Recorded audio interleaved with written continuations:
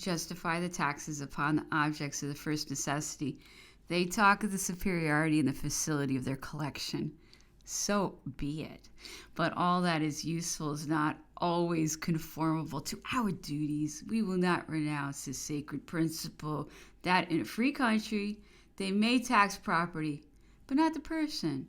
To conquer our repugnance, they endeavor to show us that by the augmentation relative to the price of days of the workman, it is always in the definitive. It is the rich who acquit the tax. Strange reasoning. If the price of the days of the workman increases, their number will diminish, and working money being synonymous for the poor, he would lose on one side what he would gain. By that increase of salary, if it was real, would it not be always in proportion with the increase of the price of provisions? Would that indemnify with exactitude him who every evening finds beneath his thatch a family who look up to him for bread? To understand that theory of which they appear to be so proud, every workman ought to put the same price upon his work, but for that, ought not all the workmen to have the same number of mouths to feed? The single man then, having less necessities than the father of a family, will he not sell his work dearer? As he is generally younger and stronger, the single man would be preferred, and the father of a family would be but too happy to imitate for the price of his day's work him who is more vigorous and who has less wants. If he found work at the same price as the single man, his work would be insufficient to satisfy his family with that commodity that you had taxed without remorse. Is every workman also certain of finding work every day? And if he cannot find any, or if he is ill, what becomes of your proportions between the price of provisions and the price of his day's work? You may find that chimerical proportion in Smith's book, for what may not be found in books, but you will not find it upon the palate of the poor man dying with hunger, the unfortunate, the women, the old men who can no longer work, the little fortunes, the small pensioners, the parents of warriors. Where will they find a compensation for the dearness with which your laws would strike their bread with their salt? Representatives of the people, those classes that are poor and respectable, should draw our attention more than those classes who know only luxury and know not what it is to want. No! While the brothers and the sons of the citizens shed their blood in the service of the Republic, you will not permit that such a system of taxes should arrive to render the existence of their families more difficult, already sufficiently painful. Do not forget that the welfare of the people depends upon the lowness of the price of provisions necessary for their existence, that everyday's comfort which consoles and sustains the poor, and which alone can soften the bitterness of that inequality of fortune inherent to our poor nature. If by our laws we diminish and destroy the only wealth of the greatest number, we betray our first duty. I trust you will not approve of that impious doctrine. With our eyes turned towards our constituents, let us not be carried away by weakness to the evil that we have already repulsed so many times. No! Notwithstanding the wonderful art of opposing to your good intentions, address, and obstinacy, notwithstanding the attacks that are renewed without ceasing, we will not tax the provisions that are of the first necessity. I can vouch for your paternal solicitude and all those generous sentiments which animate you. The monopolizers will be baffled the fourth time, and they will learn that in a republic they are sometimes deceived in prophesying the acts of the legislative body. I suppose that the defenders of the project of the commission have employed every possible reasoning to cause it to be adopted, but I never could have supposed that they could have seen in that tax upon salt the true popularity, party spirit, the envy of domineering without any obstacle might change enough in some heads the national signification of the words.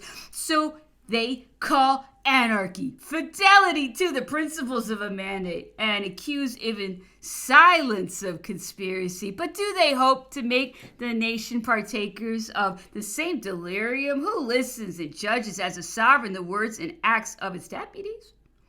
Do they hope to persuade it that it is for the love of the people that they have employed for so long a time in favor of the tax upon salt, the placards, the libels, and the injuries with which the ministerial journals are filled, and which all the other instruments of the press copy with a servility that is but little honorable to them? Will the people believe that their welfare will be increased at the same time as the fortune of the monopolizers?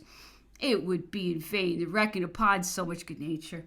The true popularity of a legislator is that which he obtains in watching and defending the interests of the public with as much zeal as if it was his own personal interest. Or, let me ask, who is he?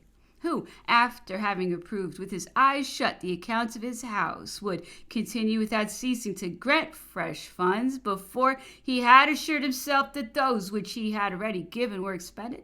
Such a senseless conduct is exactly what they propose to us, and the defenders of the tax upon salt have in vain endeavored to weaken the contradiction of the principles with the republican principles which direct us.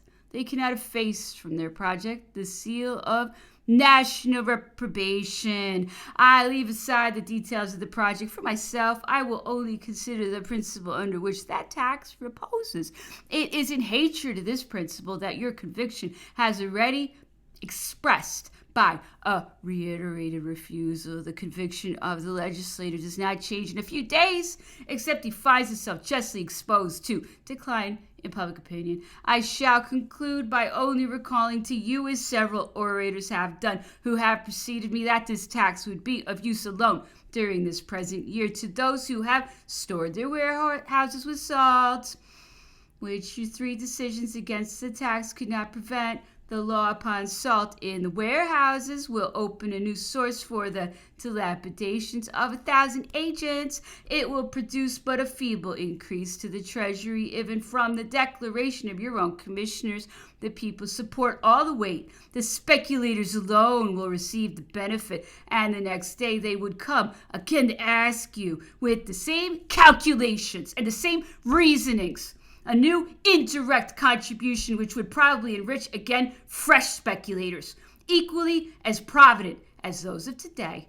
Thus, the tax upon tobacco valued at 10 millions, and the project is reduced to 4 millions after the law. Thus, we no longer hear valued at 16 millions the tax upon gates and windows. At the aspect of such reductions, might we not compare our budget of the year 7 to the infernal cask of the Danaids? And certainly, we will not be condemned to fill it without ceasing with the tears of those who have confided to us their defense. I resume, and I demand the order of the day upon the tax and salt, and that they declare to me in principle that there shall not be any tax made upon the commodities of the first necessity. I demand also that previous to any proposition for a new tax, the Commissions United present us a precise report upon the economies, the reforms, and the ameliorations in the collections already established. After this report, we shall know if there exists a deficit. And in that case, it is our duty to surround the Directory with all her constitutional strength. I demand that your commissioners present directly the projects of the taxes, provided they do not weigh upon the commodities of the first necessity. I insist above all that the principle be put to the vote.